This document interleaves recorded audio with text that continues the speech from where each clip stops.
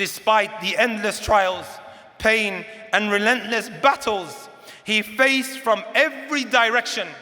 Did you know, my brothers and my sisters, our Prophet Muhammad sallallahu alaihi wasallam lost 6 out of his 7 children. He lost 6 out of his 7 children in his lifetime. The only one that remained was Fatima, and she passed away 6 months after he departed from this world. Right? Can you imagine? And then we lose a little bit of money through Bitcoin, right? And we want to perhaps turn the whole world on top of ourselves. Just a bit of money, right? Money comes and goes.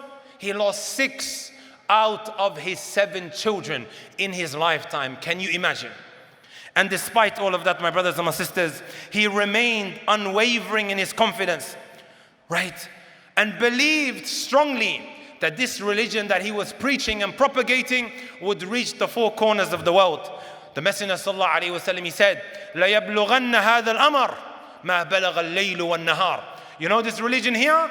It is going to reach wherever the night and the day has reached.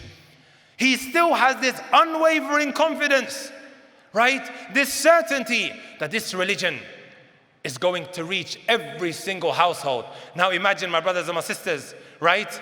How far the religion is going in the era of social media.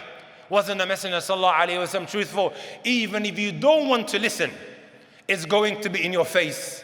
Allahu Akbar, Allahu Akbar.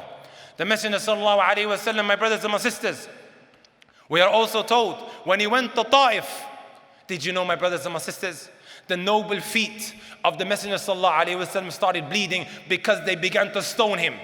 He's saying to them, say La ilaha illallah, calling them to Tawheed.